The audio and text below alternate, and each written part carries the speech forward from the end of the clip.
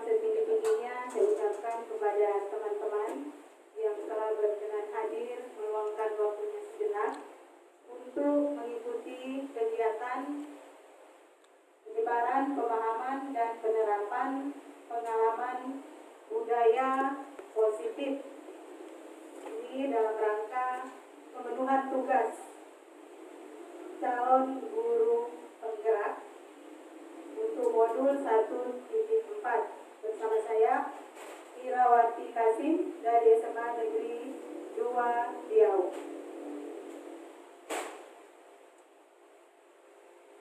Bapak Ibu yang saya hormati, jadi di modul 1.4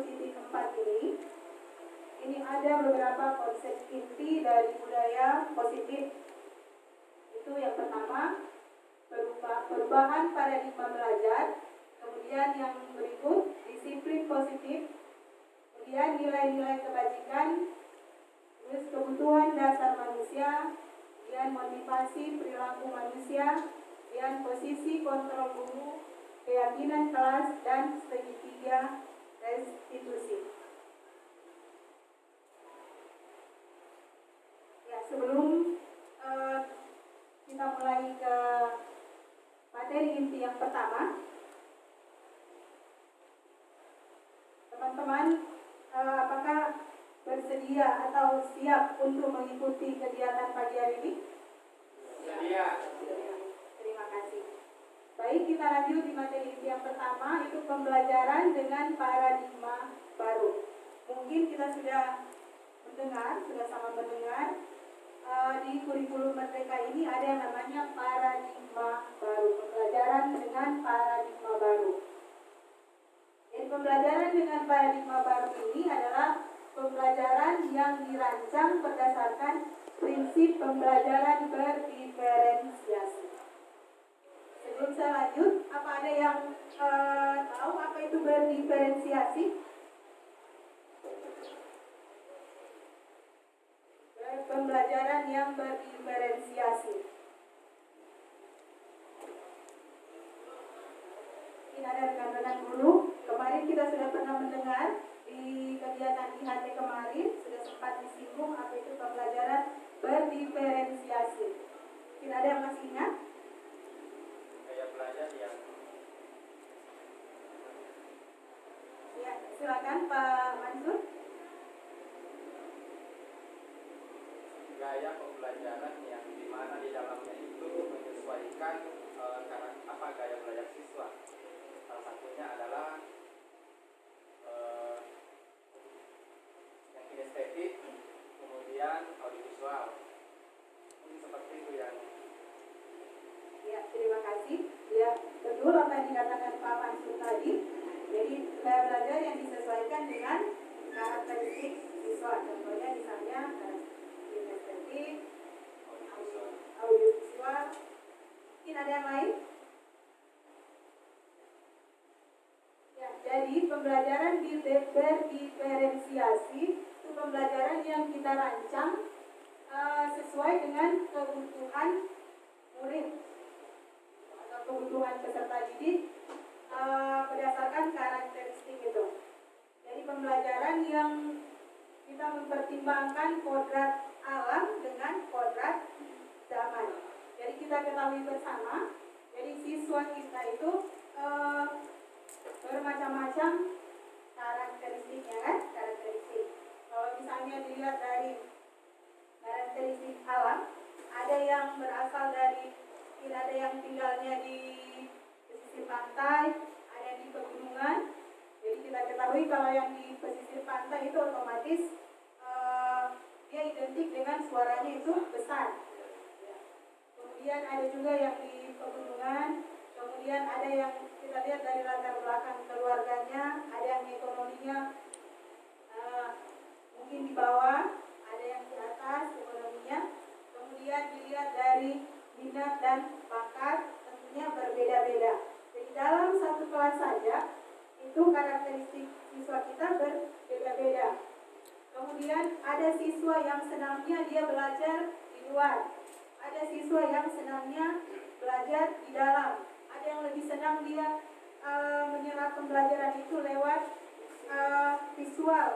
Ada yang hanya cukup dia mendengarkan saja dia sudah paham. Jadi itu jadi karakteristik dari siswa-siswa inilah yang nantinya kita sebagai guru harus kita tahu. Jadi kita akan merancang misalnya pembelajaran apa yang cocok untuk diterapkan di kelas itu pada saat kita akan mengajar, tentunya disesuaikan dengan materi yang akan kita ajarkan pada pertemuan itu. Jadi itu pembelajaran yang diferensiasi. Nah, bagaimana kita mengetahui karakteristik dari siswa itu? Tentunya terlebih dahulu kita harus melakukan yang namanya asesmen diagnostis. Jadi ada yang namanya asesmen diagnostik kognitif dan non kognitif. Kalau yang kognitif itu adalah di situ kita akan melihat bagaimana minat belajar dari anak itu. Apakah dia pada saat belajar itu dia siap, kesiapannya bagaimana, terus bagaimana gaya belajarnya, apa yang dia senangi. Itu yang kita buat di asesmen diagnostik itu. Misalnya si anak ini dia senangnya misalnya visual, tentunya kita rancang pembelajaran yang menampilkan visual itu gambar kan, menampilkan gambar yang lebih bagusnya mungkin kita lebih cenderung menggunakan IT PowerPoint kan. Terus kalau misalnya terkendala kita di sini PowerPoint-nya terbatas, bisa gambar-gambar itu kita terlebih dulu, tinggal bagaimana kreasinya kita sebagai guru, mungkin kita print terlebih dahulu, kemudian itu yang ditampilkan ke siswa. Terus ada yang senangnya audio, jadi itu semua yang kita rancang. Nah, mohon maaf mungkin sekarang ini terusnya mungkin tidak bisa kita pungkiri di sekolah kita, mungkin karena keterbatasan sarana dan prasarana, mungkin fokusnya yang belum mencukupi. Jadi kita terlebih banyak, jadi mohon maaf, terlebih banyak kita masih menggunakan metode ceramah. Nah, metode ceramah itu kalau jujur mungkin tidak semua anak itu senang dengan metode ceramah. Makanya jangan heran kalau biasanya ada anak yang keluar masuk kan, dan itu dia bosan. Itu metode ceramah. Jadi kemudian sekarang ini jadi tidak bisa kita pungkiri, jadi ada masih sebagian besar pembelajaran kita ini masih terpusat pada guru. Jadi ada pembelajaran yang terpusat pada guru, terus ada pembelajaran yang berpihak pada murid. Kira-kira apa perbedaannya? Mungkin ada di antara rekan-rekan guru yang tahu apa perbedaannya pembelajaran yang berpusat pada guru dan pembelajaran yang berpihak pada murid. Mungkin sedikit Silakan, di sini Pak.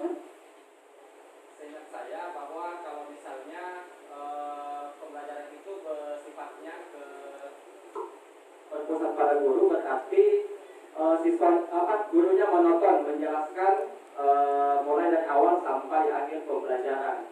Kemudian kalau berpihak pada siswa, tentunya di sini siswa harus betul-betul siap untuk mempersiapkan diri untuk memahami materi. Berarti di sini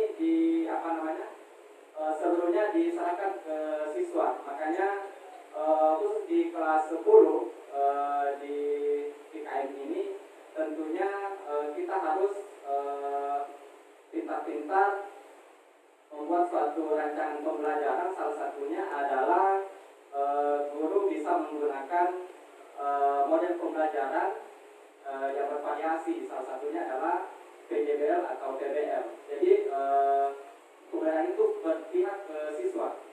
Seperti itu yang bisa sampaikan. Mungkin ada teman-teman yang bisa Ya, terima kasih Pak Mansur. Ada lagi pendapat dari teman yang lain? Baik. Jadi itu betul yang dikatakan Pak Mansur tadi. Jadi pembelajaran yang berpusat pada guru itu adalah memang informasi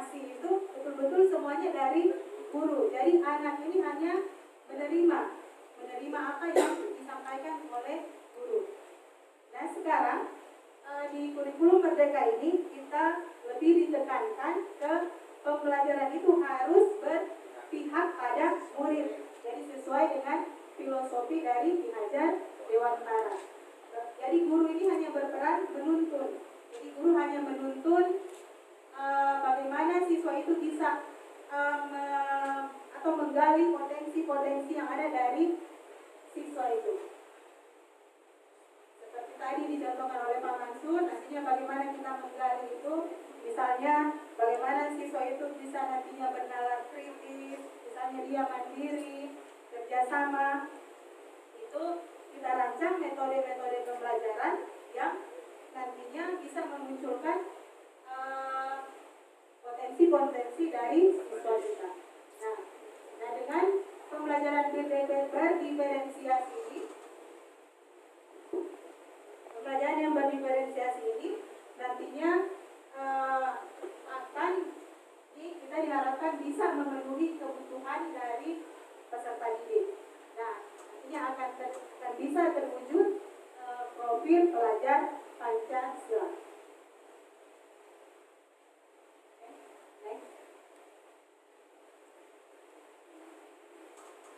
Kemudian kita lanjut ke yang berikut, disiplin positif. Disiplin positif. Kita sudah sering mendengar kan kata disiplin. Disiplin positif. Ada yang mungkin bisa menjelaskan sedikit apa itu disiplin positif, bagaimana contoh yang disiplin positif atau budaya positif itu yang bagaimana?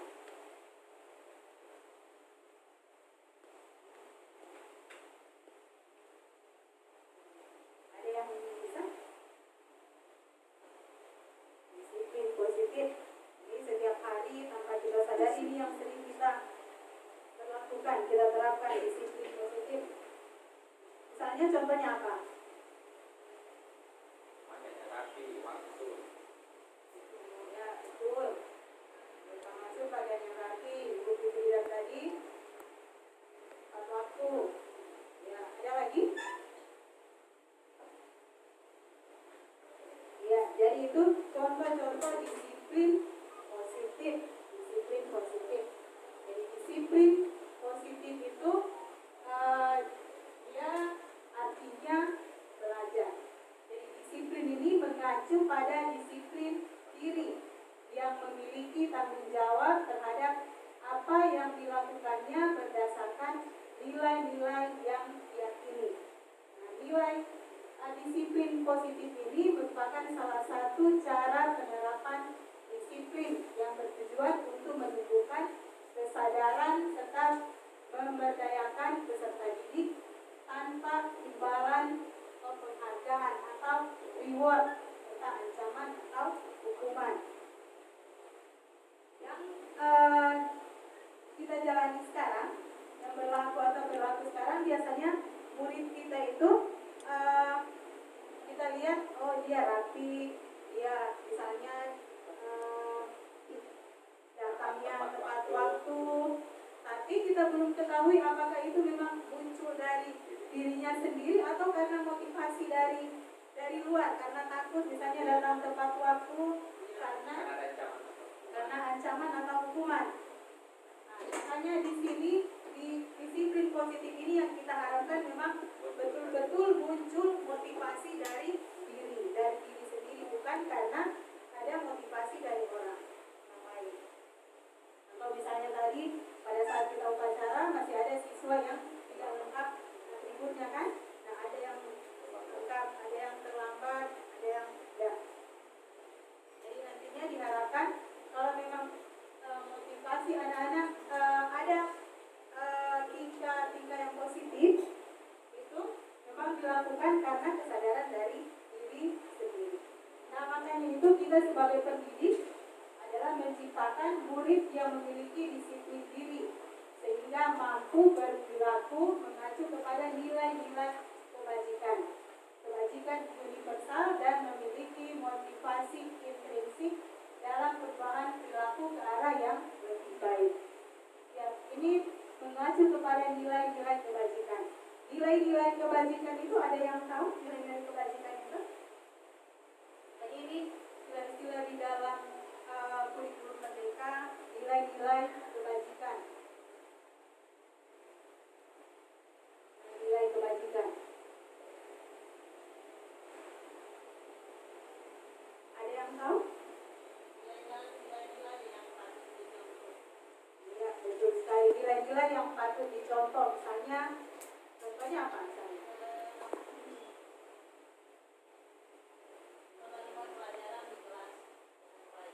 Ya, betul.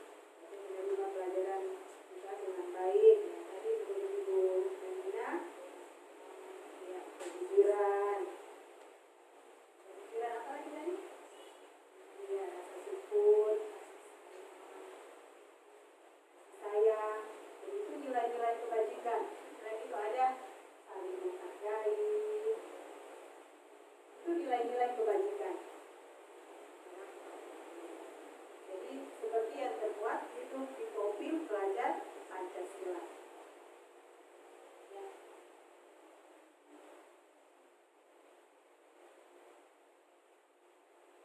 Jadi nantinya dari disiplin positif ini itu yang memang diharapkan kita sebagai guru bisa memunculkan motivasi dari diri anak itu untuk berlaku positif. Nah, nilai-nilai kebajikan seperti yang dijelaskan oleh teman-teman tadi.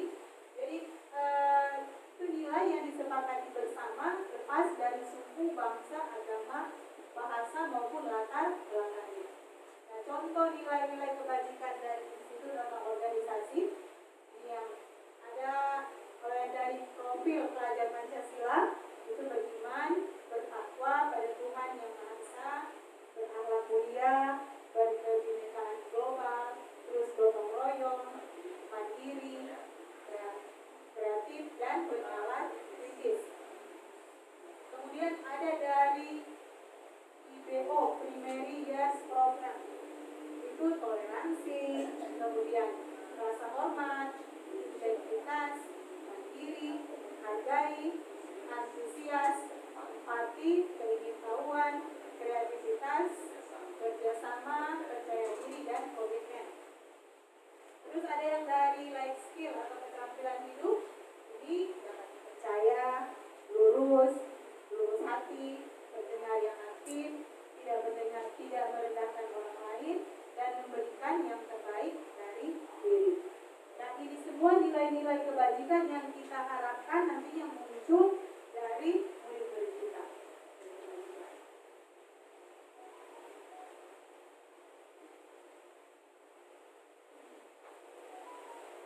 Jadi nilai-nilai kebajikan. Jadi tanpa jadi anak-anak, tanpa kita ingatkan, misalnya datangnya sudah tepat waktu, bukan karena takut dihukum, tapi memang kesadaran dari diri. Dan saling menghargai. Kemudian kebutuhan dasar manusia. Jadi tentunya kita melihat, misalnya pada saat kita mengajar di kelas, ada kadang kita juga sebagai guru timbul rasa jengkel ya, karena ada siswa yang keluar masuk, misalnya ada yang sudah tidur baring-baring di atas meja misalnya, atau masih tak acung mendengarkan. Nah, ini semua ada hubungannya dengan, kalau kita telusuri lebih lanjut, ini semua berhubungan dengan namanya kebutuhan. Mungkin ada kebutuhan dasarnya itu yang tidak terpenuhi. Nah, kebutuhan dasar manusia itu adalah segala sesuatu yang kita lakukan untuk mendapatkan apa yang kita inginkan. Atau seluruh tindakan yang kita lakukan memiliki tujuan tertentu, dan semua usaha terbaik yang kita lakukan adalah dalam rangka kebutuhan dasar kita terpenuhi. Nah, ada beberapa kebutuhan dasar manusia. Itu yang pertama, itu kebutuhan bertahan hidup. Nah, yang bertahan hidup ini misalnya makanan, pakaian, tempat tinggal, keamanan, kesehatan. Nah, saya contohkan tadi, misalnya pada saat kita sedang mengajar, sedang belajar di kelas, terus tiba-tiba ada siswa yang keluar masuk. Nah, kita perlu telusuri kenapa dia sampai berbuat demikian. Mungkin saja ada kebutuhan dasarnya yang belum terpenuhi. Contoh misalnya dia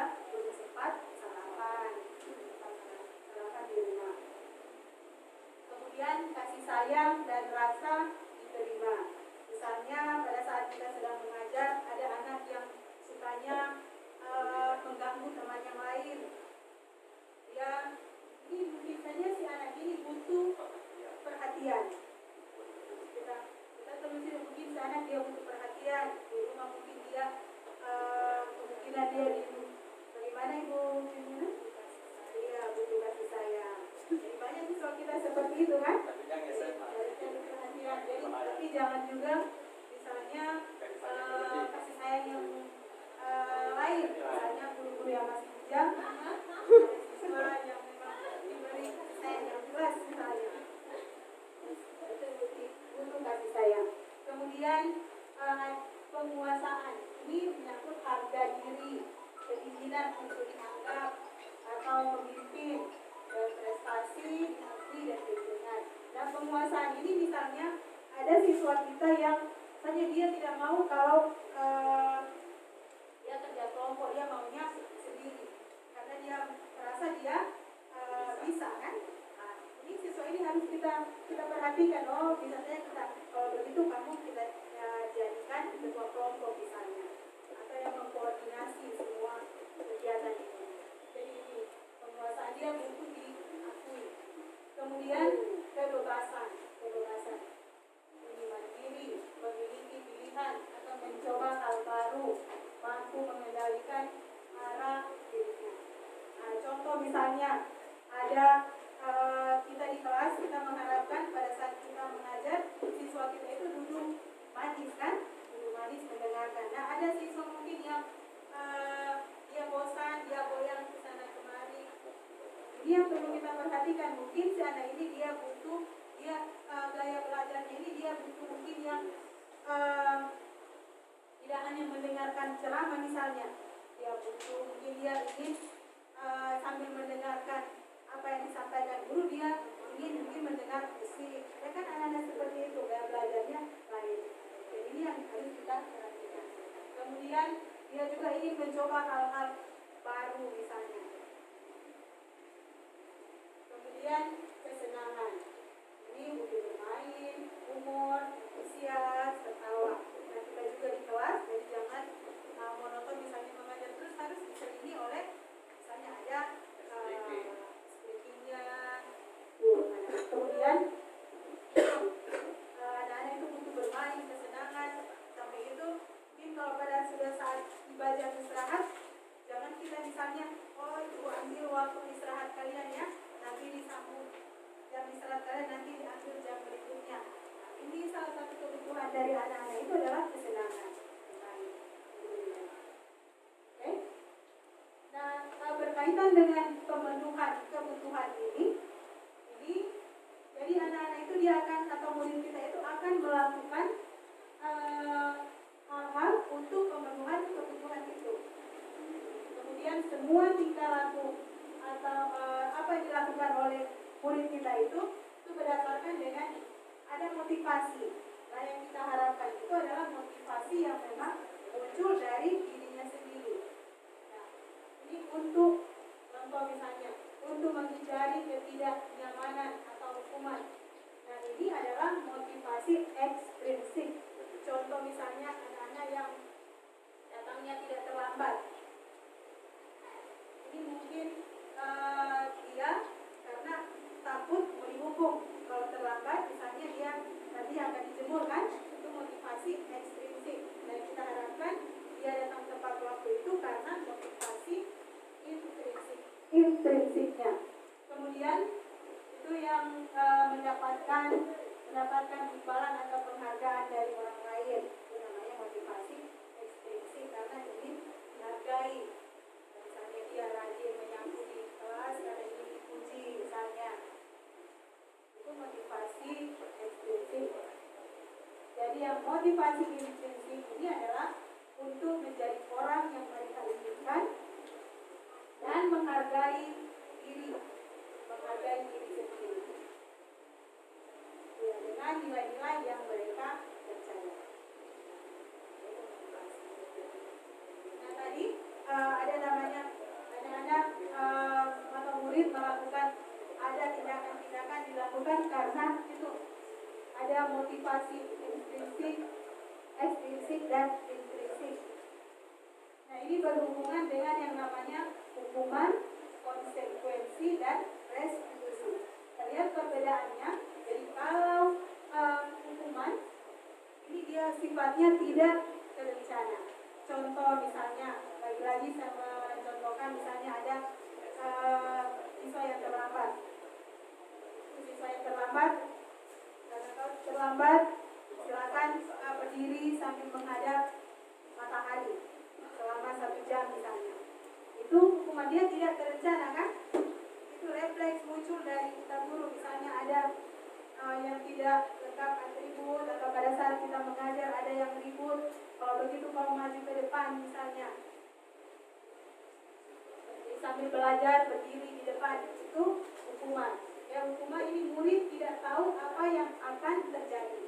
Jadi siswa itu tidak tahu, itu namanya hukuman. Jadi siswa tidak tahu apa yang terjadi atau tidak dilibatkan. Kemudian bersifat satu arah.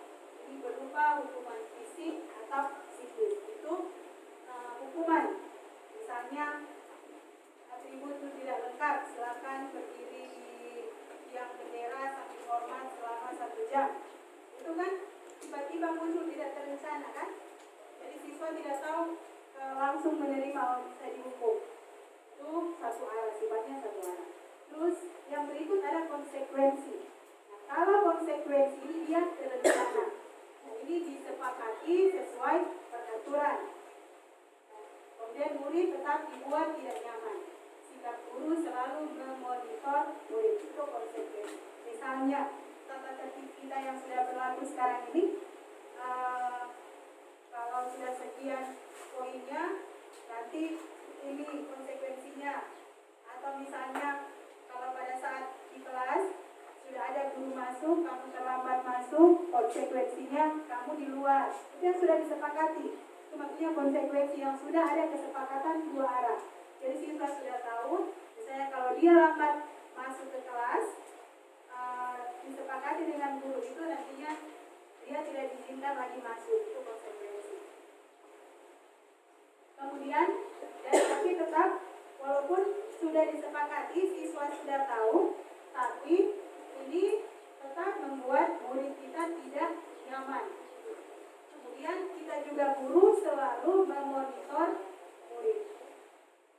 Kemudian yang berikut restitusi. Restitusi ini adalah proses menciptakan kondisi bagi murid untuk memperbaiki kesalahan. Kemudian proses kolaboratif yang mengajarkan murid untuk mencari solusi sendiri. Jadi restitusi proses menciptakan kondisi bagi murid untuk memperbaiki kesalahan. Contoh misalnya, ada siswa yang setiap hari dia kerjanya menyontek, tidak pernah membuat tugas misalnya. Dia hanya menyontek pekerjaannya teman. Nah, di ini siswa bisa kita restitusi.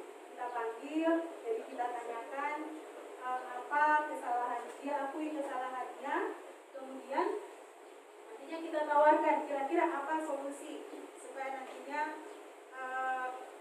atau apa alasan. Pertama kita tanyakan apa alasannya sehingga dia sering menyontek misalnya. Mungkin alasannya karena di rumah sarananya misalnya tidak ada HP misalnya. Terus kita tawarkan kira-kira apa. Jadi siswa yang kita tuntun atau kita ajak untuk mencari solusi bagi masalahnya itu sendiri. Jadi solusi itu bukan guru yang tawarkan, tapi muncul dari siswa itu sendiri. Itu namanya restitusi.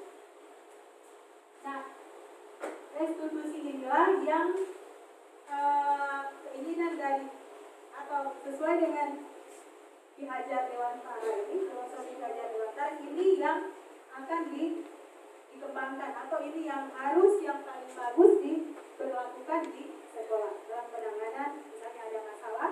Restitusi inilah yang kita gunakan, bukan lagi hukuman atau konsekuensi. Nah, kita lihat sebentar apa itu restitusi.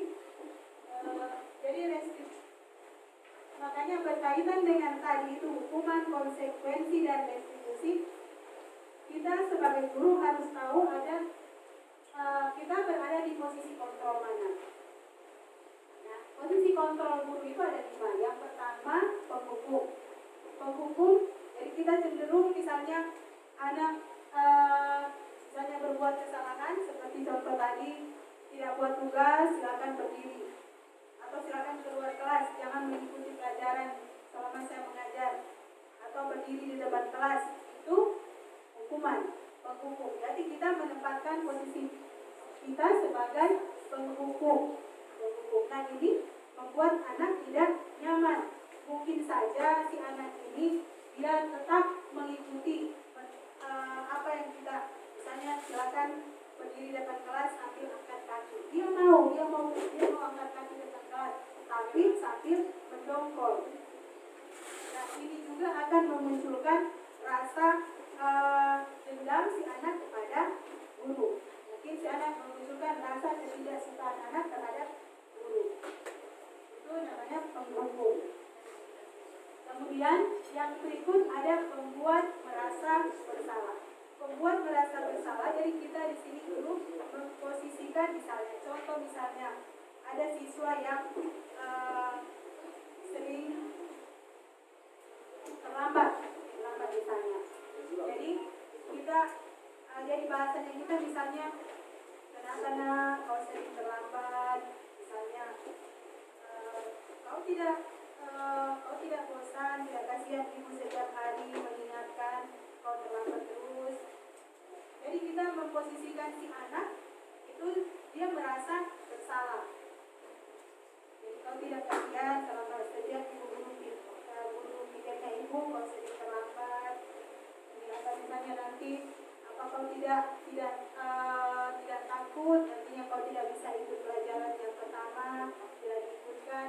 Jadi kita membahasakan seperti si anak ini merasa bersalah. Kemudian posisi kontrol yang ketiga itu teman. Kontrol yang ketiga kita memposisikan sebagai teman. Misalnya ada si anak yang berbuat kesalahan. Kenapa kau tidak buat tugas? Sambil ketawa-ketawa misalnya. Kenapa kau tidak buat tugas? Kenapa kau bolos kemarin? Dan kali jangan begitu ya. Sambil misalnya kita bercanda, kalau begitu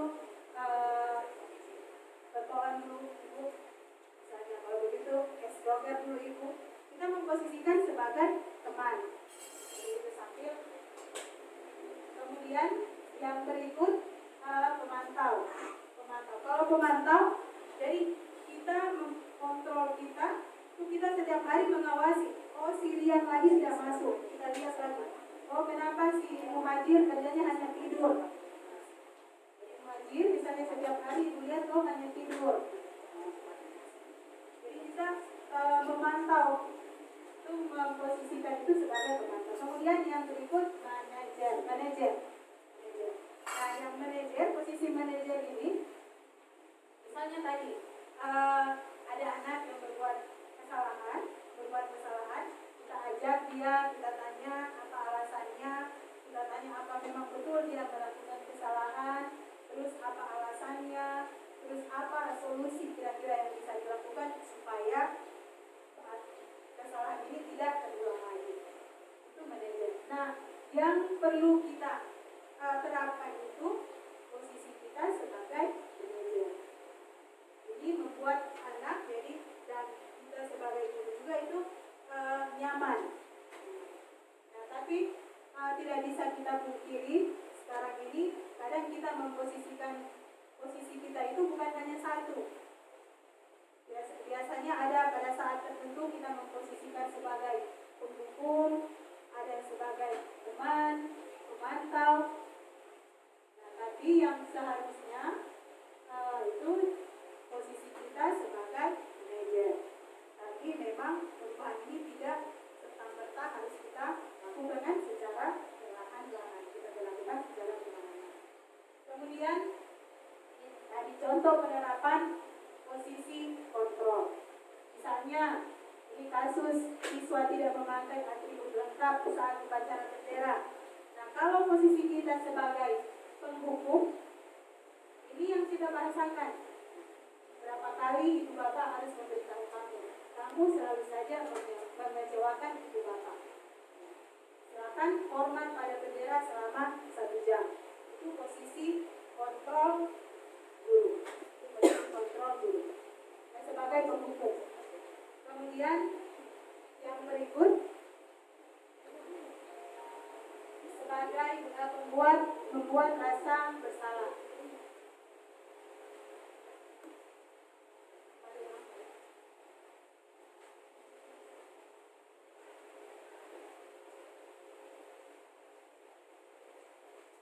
Membuat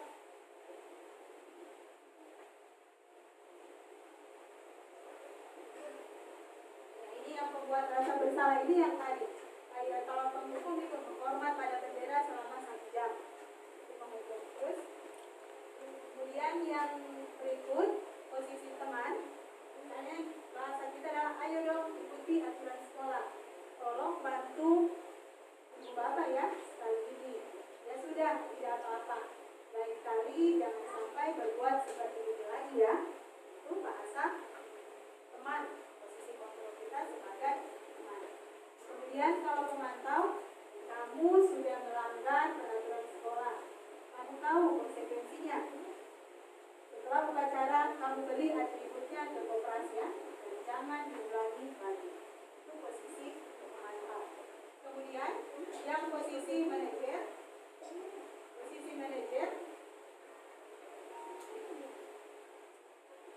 ini misalnya apakah kamu tahu kesalahanmu?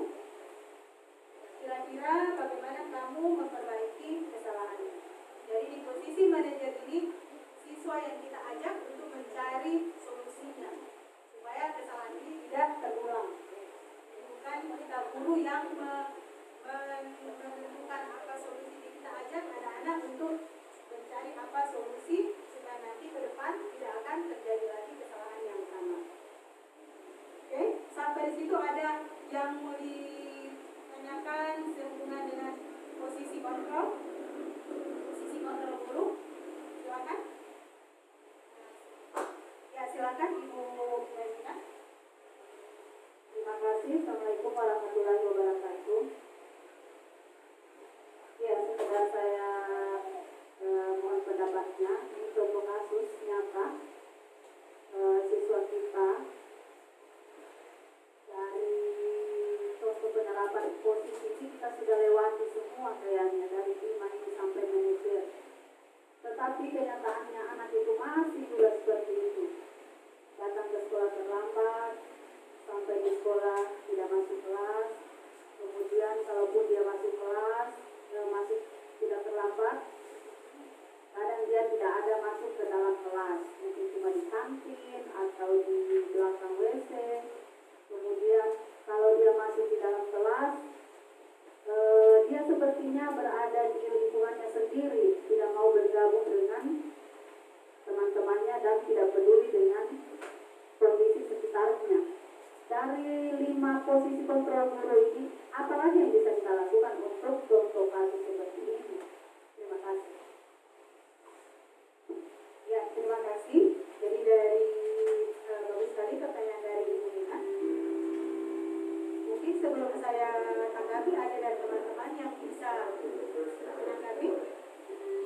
Jadi ada menurut Ibu Maimuna, jadi ada siswa yang kita sebagai guru itu sudah memposisikan dari 5 posisi kontrol tadi. Tapi tetap saja si anak ini misalnya dia masih tidak ada perubahan. Jadi apa lagi yang harus kita lakukan sebagai guru? Ada? Ya, silakan Pak Mansur. Oke, terima kasih atas kesempatan yang diberikan kepada kami. Tentunya kita sebagai guru sudah melihat semua masalah-masalah atau kejadian yang terjadi pada siswa itu sendiri. Yang pertama, setelah melihat dari 5 kontrol guru tadi, tentunya saya akan mencoba misalnya sebagai guru melakukan pendekatan secara persuasif. Mungkin ada hal-hal yang anak tersebut itu memang tidak nyaman di sekolah, sehingga kita sebagai guru itu melakukan pendekatan seperti tadi. Mungkin menanyakan bagaimana kemauannya di sekolah atau seperti apa, ya, seperti itu saja. Terima kasih. Ya, terima kasih. Jadi menurut Pak Mansur, jadi tindakan yang akan kita lakukan itu adalah kita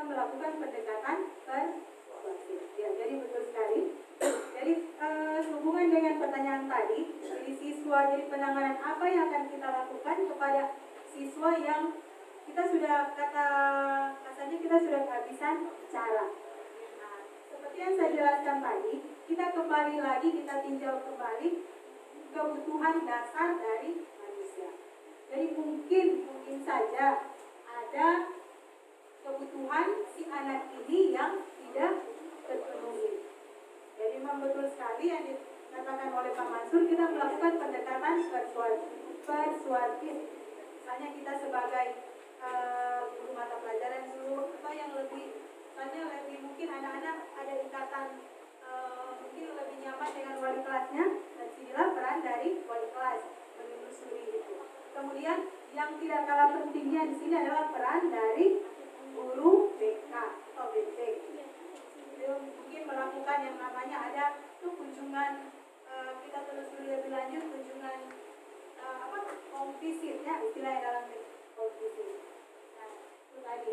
Jadi terlebih dahulu kita tinjau itu posisi kontrol dari guru. Oke?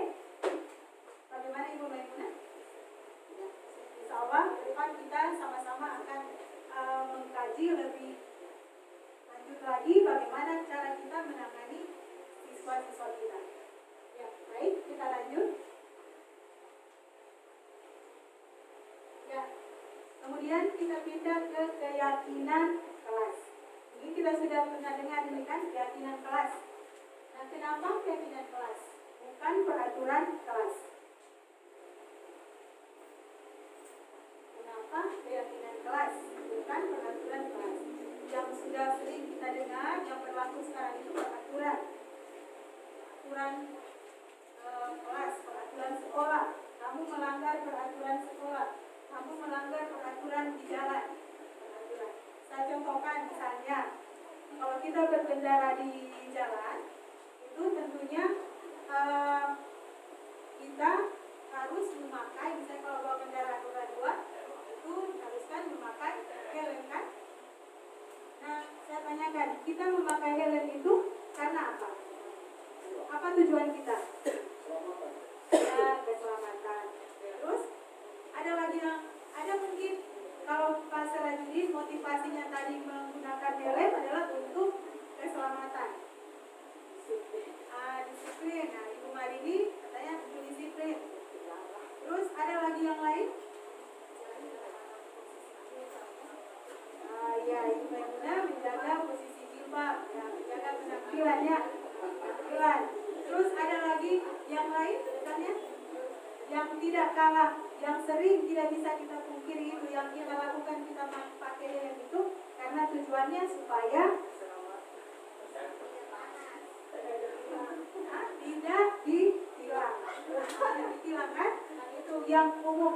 Nah, yang tadi itu contoh-contoh tadi, misalnya menjaga penampilan, menjaga keselamatan, itu menghindari panas, itulah yang dinamakan dengan motivasi intrinsik atau keyakinan. Kita yakini kalau kita pakai helm nantinya kita kalau misalnya terjadi apa-apa di jalan kita selamat kan, tidak apa-apa, misalnya aman kepala kita, jilbab kita juga tidak terbongkar misalnya. Itu yang namanya keyakinan. Kemudian tadi kita motivasi kita memakai helm di jalan itu supaya tidak ditilang, nah itu namanya motivasi ekstrinsik, karena takut ada hukuman. Jadi yang itulah yang dinamakan peraturan lalu lintas. Nah, kenapa? Nah, sekarang ini bukan lagi, jadi kita hindari jangan lagi peraturan. Jadi kalau peraturan berarti kita melakukan sesuatu itu karena itu takut dihukum misalnya. Nah, ini kita melakukan sesuatu karena kita yakini bahwa itu harus kita lakukan, terutama misalnya untuk keselamatan. Jadi kenapa keyakinan kelas bukan peraturan kelas? Oke, next.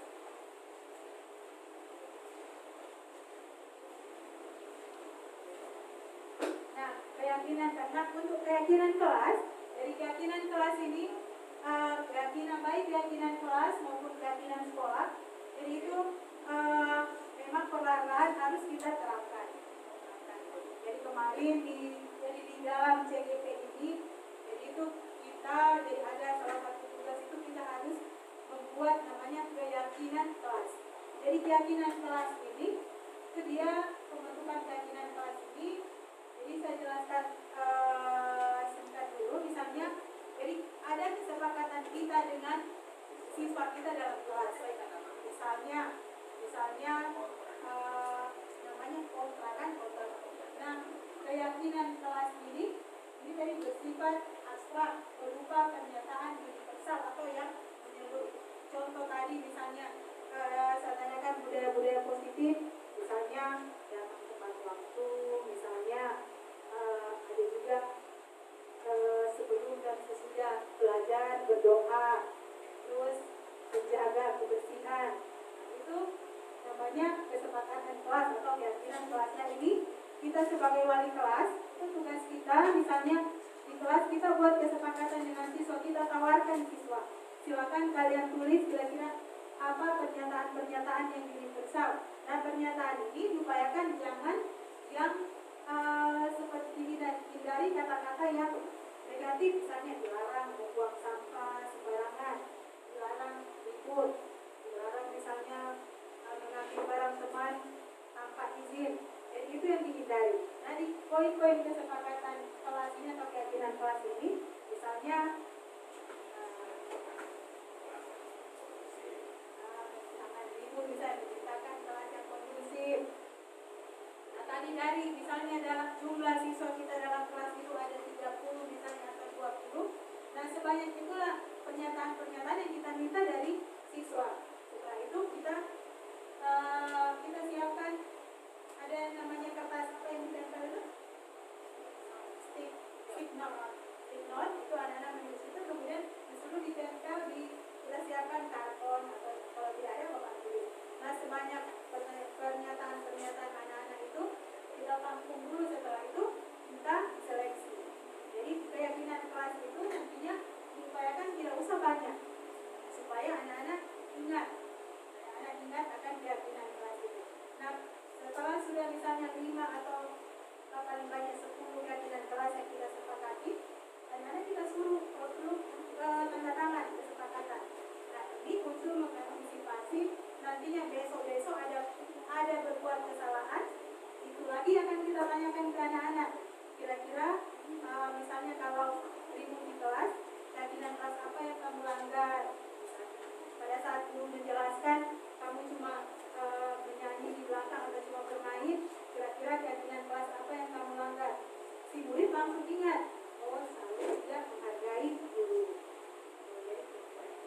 Dan itu keyakinan kelas. Nah, itu kemudian sesuai dengan kondisi kelas dan sekolah sehingga mudah diterapkan. Atau misalnya makan dan minum di luar kelas. Jadi siswa itu mereka tidak lagi makan dan minum di dalam kelas kan, karena itu sudah jadi kesepakatan mereka. Nah, otomatis kalau mereka tidak makan dan minum dalam kelas tetap bersih kan, tidak banyak sampah yang itu. Nah, untuk jagalah kebersihan itu dibuat juga salah satu poin keyakinan kelas. Dan insya Allah mungkin ini bisa kita praktekkan ke kelas kita. Ini perannya dari wali-wali kelas. Ini kita sudah lakukan, cuman aturan itu berpihak pada guru, bukan siswa yang membuat peraturan itu. Nah, dan selama ini kita membuat kesepakatan dalam kelas, tetapi gurunya yang wali kelasnya yang membuat kesepakatan itu, bukan siswa diminta untuk membuat peraturan itu. Sudah ada kan? Ya, insya Allah mungkin ke depan supaya kedua belah pihak nyaman, senang untuk menjalankan. Jadi anak-anak juga melakukan itu memang motivasi dari dirinya sendiri, bukan karena takut dukung sama pasera misalnya. Memang kemarin juga seperti itu, saya pribadi juga seperti itu. Kita dulu yang memperlakukan aturan itu, bukan kesepakatan dengan siswa. Ya, kalau sebagai referensi mungkin kemarin kita kegiatan di sekolah SD, jadi di SD itu memang Masya Allah bagus sekali. Di setiap kelas itu sudah ada memang keyakinan kelasnya yang memang didesain sedemikian rupa di kelasnya. Ya, mungkin karena anak-anak wali kelas dan mungkin juga pertimbangannya karena kemarin kan di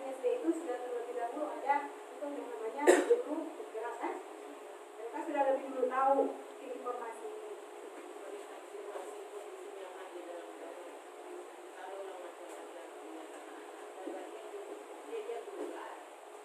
Ya.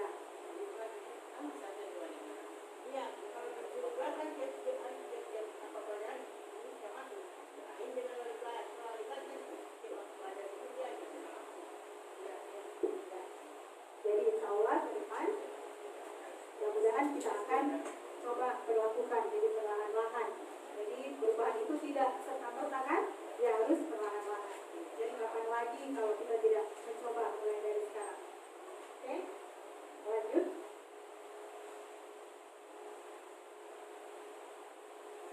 Kemudian segitiga restitusi. Jadi tadi ada hukuman, konsekuensi, dan restitusi. Jadi sebisa mungkin kita hindari yang namanya hukuman dan konsekuensi. Kemudian ada dalam suatu, misalnya ada siswa kita yang bermasalah, ini kita harus menerapkan yang namanya ini, segitiga restitusi. Jadi suatu proses dialog yang dijalankan oleh guru agar dapat menghasilkan murid yang mandiri dan bertanggung jawab. Nah, tahapan dari segitiga restitusi itu ada 3. Next. Yang pertama itu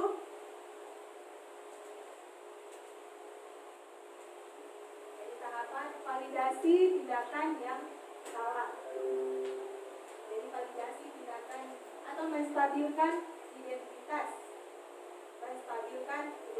Misalnya ada anak-anak yang berkelahi, ada 2 orang yang berkelahi kan, yang satu sudah lepas kakinya, yang satu sudah menangis. Nah, kita ajak ini, misalnya yang ditangani dulu berpikir kan, tentunya kita tidak serta-merta langsung marah-marah, kita stabilkan dulu. Jadi misalnya kita tanyakan, ini kata-kata untuk berbuat salah itu wajar. Ya, tidak ada manusia yang sempurna. Bapak juga pernah melakukan itu. Kemudian Bapak tidak mau mencari siapa yang salah, tapi Ibu ingin mencari solusi dari permasalahan ini. Terus kamu berhak begitu. Misalnya kita tanyakan, tadi Ibu dengan Andi, kenapa kamu berkelahi dengan si Rama misalnya? Katanya, ya misalnya jadi si ini menjadi Ibu tadi. Misalnya si Rama mengganggu saya sedang belajar, makanya saya ganggu. Atau tadi si Rama mencontek pekerjaan saya. Jadi kita sebagai guru, kita tidak langsung menjudge, kau juga Rama, kenapa kau ganggu dia ada atau menyontek pekerjaannya. Jadi kita stabilkan dulu kondisi dari si anak ini. Misalnya wajar kalau kamu berbuat begitu. Juga kalau misalnya di posisi itu sementara belajar diganggu, tentu juga marah kan? Terus apa yang kamu lakukan pada saat kamu marah itu? Misalnya saya tarik bajunya, saya tarik, atau saya buka meja misalnya.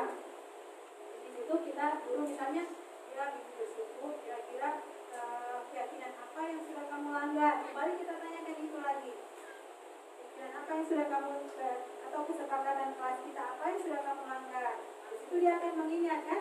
Misalnya tadi saling menghargai, ya, silahkan saling menghargai. Ya, jadi itu menstabilkan identitas. Lanjut, kemudian yang berikut validasi tindakan yang salah. Jadi kita tanyakan alasannya. Kenapa tadi kamu mengganggu si ini? Dan kemukakan alasannya. Jadi terus dari alasan misalnya karena dia menyontek, jadi saya dobrak mejanya.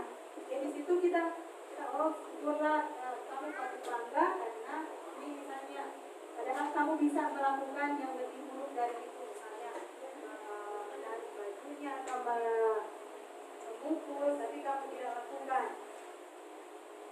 Kemudian kamu melakukan karena mempertahankan sesuatu yang penting bagimu. Itu validasi tindakan yang salah. Terus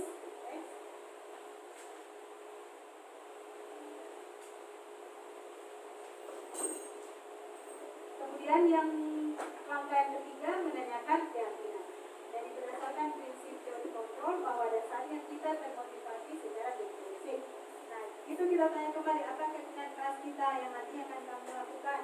Terus apa solusi yang akan kamu lakukan mengatasi permasalahan ini supaya tidak terjadi lagi kesalahan yang sama?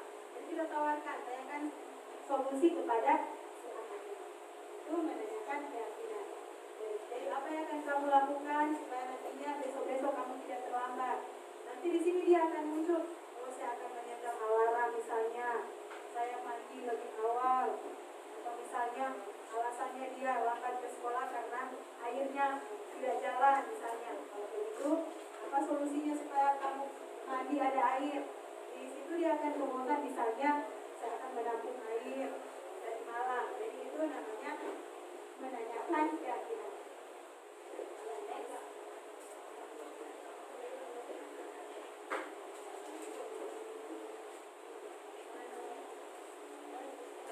Jadi itu tadi ada beberapa materi poin-poin inti di budaya positif. Nah nantinya tentunya dalam penerapan program disiplin positif ini, jadi walau sebagaimanapun usaha yang akan kita lakukan, kita menerapkan kepada anak-anak ini kembali lagi ke guru itu harus mampu merefleksikan dirinya dalam posisi kontrol saat ini. Bagaimana perjalanan dirinya sebagai manajer atau among yang menuntun murid-muridnya menjadi insan yang mandiri, merdeka dan bertanggung jawab. Nah ini semua tidak terlepas dari peran guru kita. Jadi murid-murid kita itu butuh keteladanan. Kita mengharapkan siswa-siswa kita tidak terlambat, atau kita mengharapkan siswa kita rapi, sementara kita guru tidak terlambat atau tidak rapi. Jadi ini yang lebih bagus ini adalah keteladanan. Semua keteladanan yang penting. Oke? Mungkin sebelum kita tutup, ada dari teman-teman yang ingin menanyakan terkait apa yang sudah saya katakan tadi. Silakan kalau ada yang mau ditanyakan. Silakan Ibu Rangga.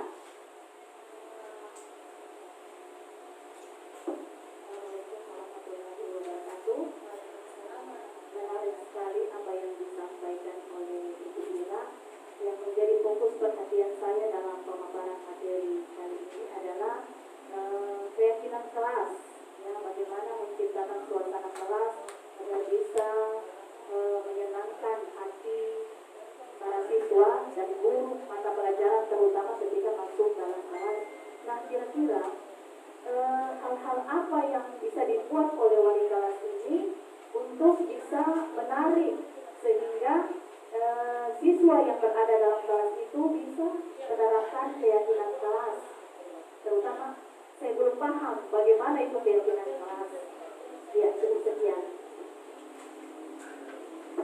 Ya, terima kasih Bu Rangga. Jadi itu sebelum saya tanggapi, ada yang bisa menjawab? Bagaimana cara kita, khususnya wali kelas, membuat siswa kita dalam kelas itu nyaman dan mereka dengan senang hati menerapkan yang namanya keyakinan kelas. Ya, silakan Pak Sirajuddin.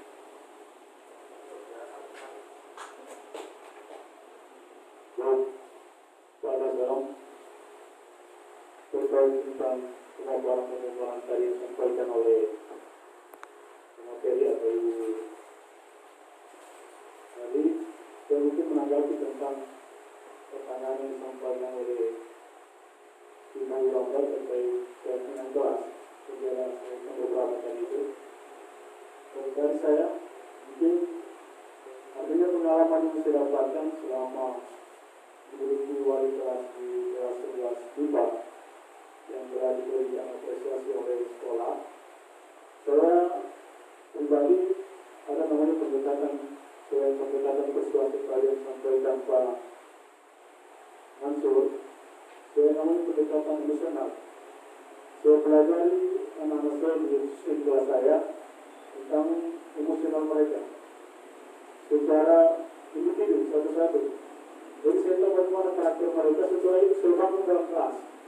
Bagaimana kelas saya yang dulunya tidak layak digunakan atau tidak layak ditempati, alhamdulillah bisa layak ditempati karena pendekatan-pendekatan itu.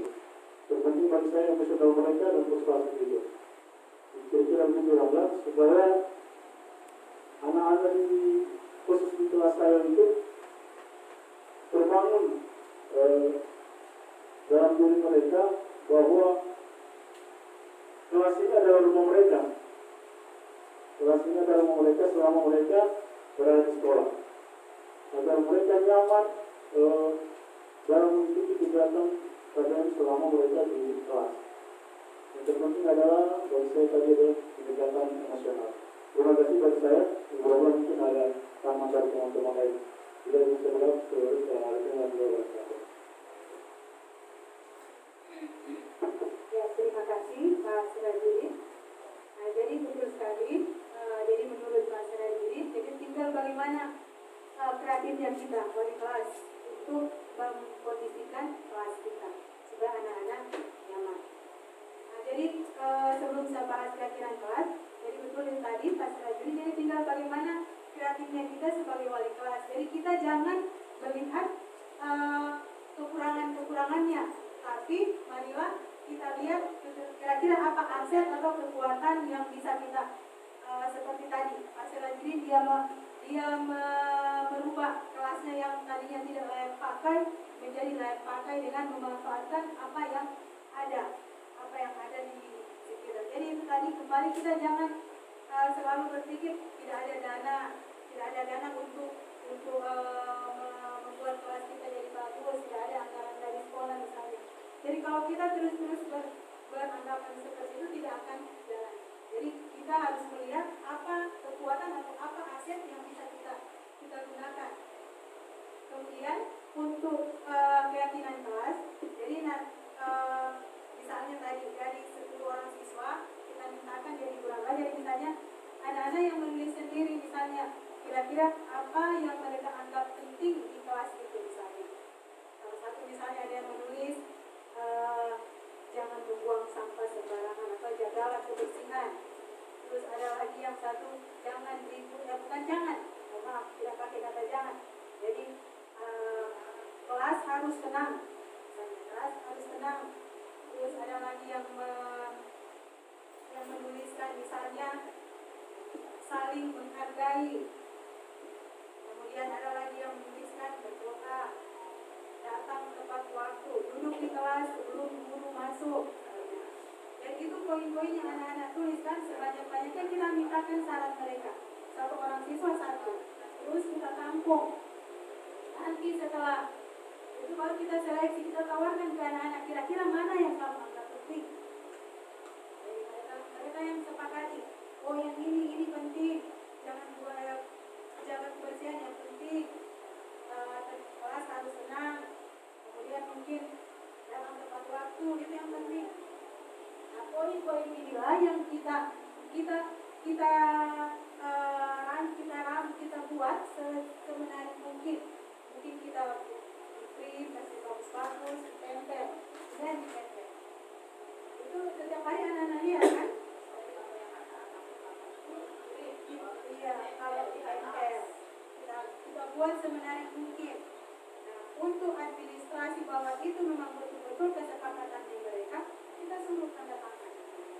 Jadi setelah tadi kan sudah jadi, inilah kesepakatan kita misalnya 8 poin, ini. Silakan kalian tanda tangan. Nah, nanti sewaktu-waktu besok mereka kan setiap hari akan melihat ini keyakinan kelas mereka kan. Nantinya kalau ini kamu melanggar berarti si A melanggar keyakinan kelas yang ini. Jadi seperti ini. Jadi mungkin keyakinan kelas A beda dengan keyakinan kelas B. Beda. Itulah otonomi kelas.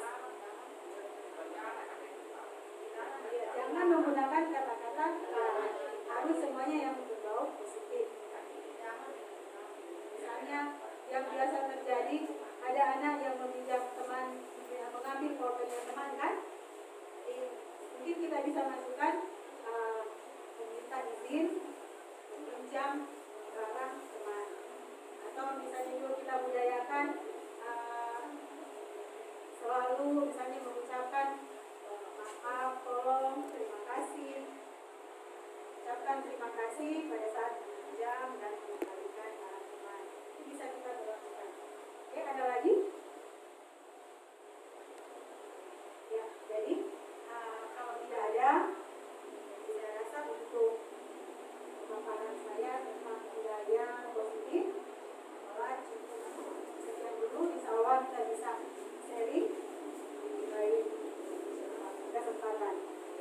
kasih atas segala perhatiannya, waktunya.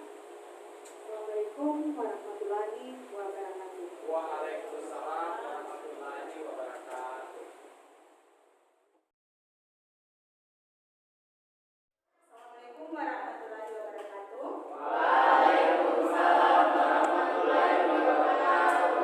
Baik, pada hari ini kita akan membuat yang namanya keyakinan kelas.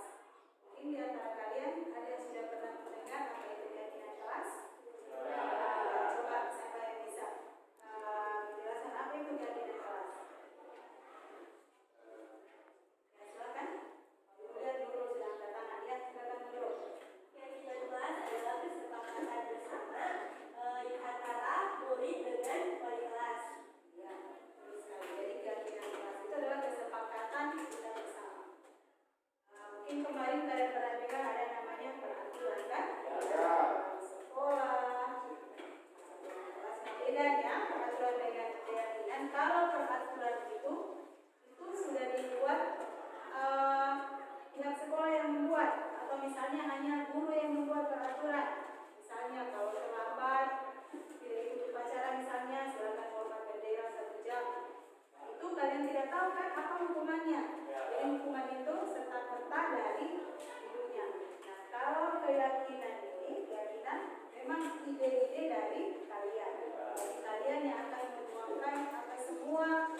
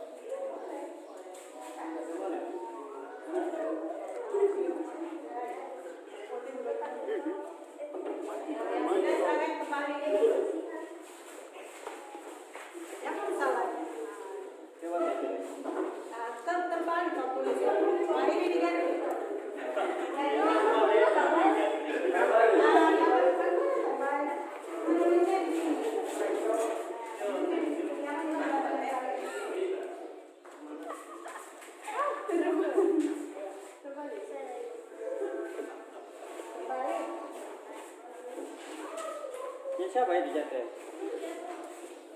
Nah, ambil itu yang Kak.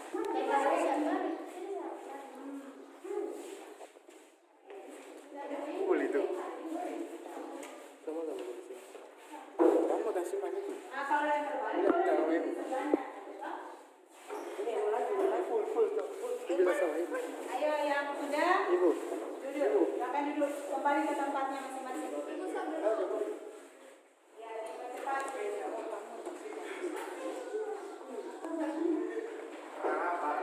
Ibu. Kasih rapi menempelnya. Semua sudah menempel di sini ya? Nah, coba dibaca. Ada bertanggung jawab. Ini saling menghormati atau menyayangi.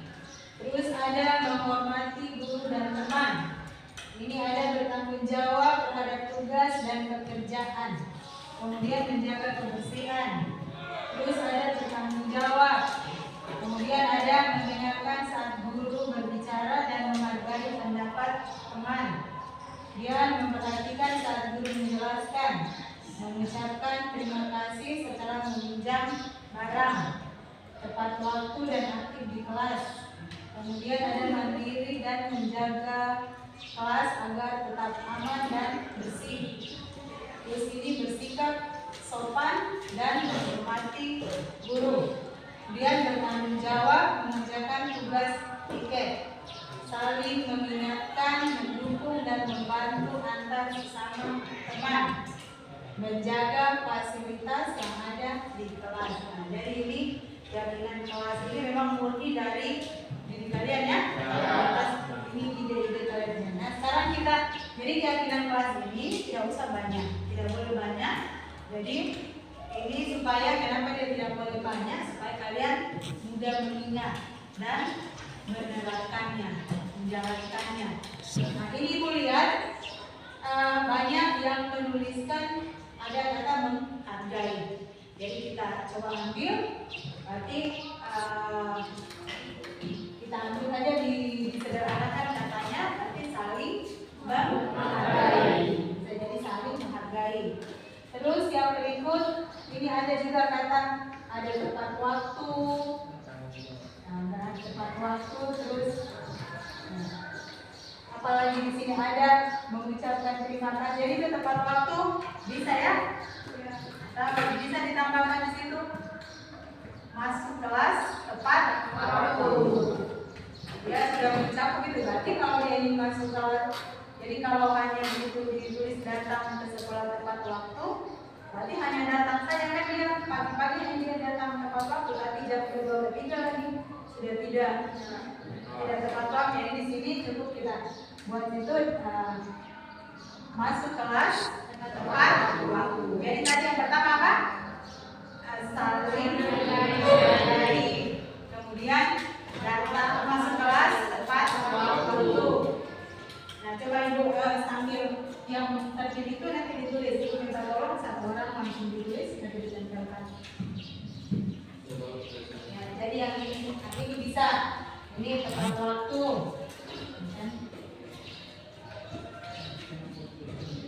Tepat waktu, kemudian ini saling menghargai, kemudian ini bertanggung jawab. Bertanggung jawab ini sudah mencakup misalnya dia bawa tugas dia kerjakan, terus dia mengharap sama teman kan, termasuk itu mandiri juga situ, mandiri dan disiplin.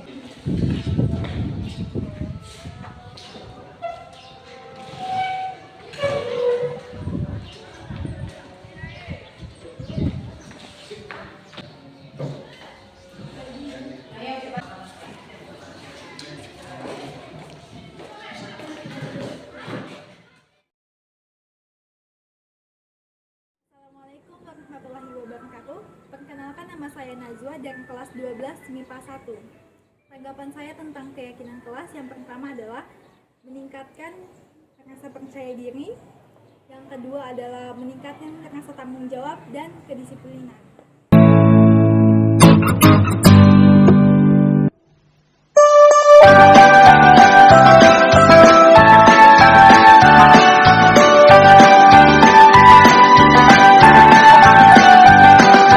belajar Pancasila, beriman dan bertakwa pada Tuhan yang Esa, dan berakhlak mulia, berkebinekaan global, gotong royong mandiri, kreatif dan bernalar kritis, belajar Pancasila, beriman dan bertakwa.